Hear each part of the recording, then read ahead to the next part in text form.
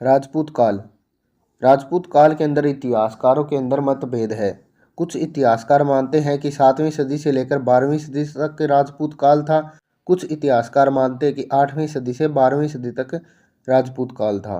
राजपूतों की उत्पत्ति पर सिद्धांत देते हैं कुछ लोग। कर्नल जेम्स टोड और स्मिथ कहते हैं ये विदेशी जनजातियां थी। गौरीशंकर मिश्रा और हरिचंद ओझा कहते हैं प्राचीन क्षत्रियों के वंशज थे। हरिचंद ओझा कहते हैं शक कुषाण थे। गौरीशंकर कहते हैं कि मीथियन थे।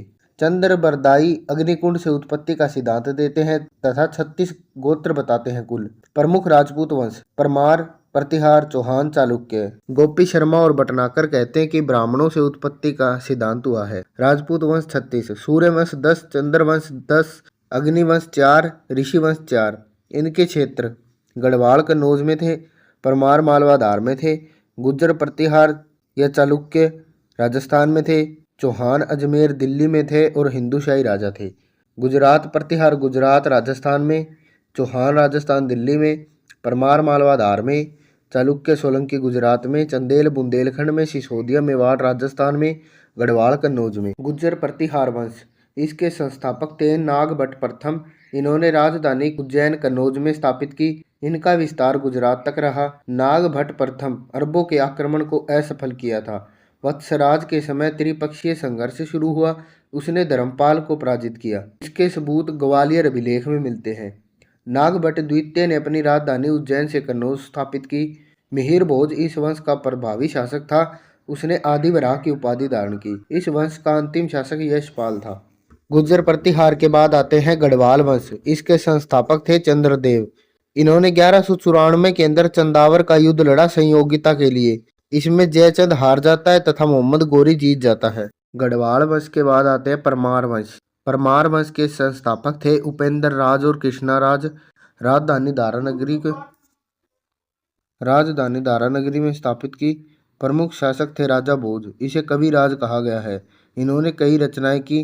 आयुर्वेद, सरसव, सम्मारगन, सूत्राधारक की रचना की। गणित, व्याकरण लिखे। दारानगरी में एक संस्कृत विश्वविद्यालय की स्थापना की तथा सरस्वती मंदिर का निर्माण करवाया। भोजपुर नामक नगर का निर्माण करवाया। चालुक्य वंश, इस वंश को सोलंकी वंश के नाम से भी जाना जाता है। इसके संस्थापक थे मूलराज प्रथम। इन्होंने राजधानी अनहिलवाड़ में स्थापित की। भीम प्रथम के समय गजनबी ने सोमनाथ के मंदिर पर आक्रमण किया तथा लूट लिया।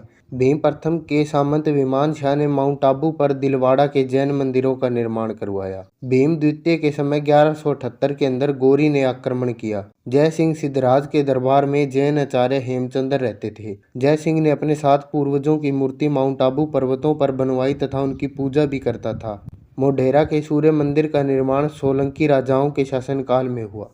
चालुक्य वंश के बाद आते हैं चौहान वंश। इसके संस्थापक थे वासुदेव चहमान। इन्होंने राजधानी अहीन क्षेत्र अजमेर को स्थापित की। विग्रह राज के राजकवि सोमदेव ने ललित विग्रह नाटक की रचना की। पृथ्वीराज तृतीय इस वंश का अंतिम शासक था। 1191 में प्रथम तराइन का युद्ध, 1192 में द्वितीय तराइन का युद्ध लड़ा।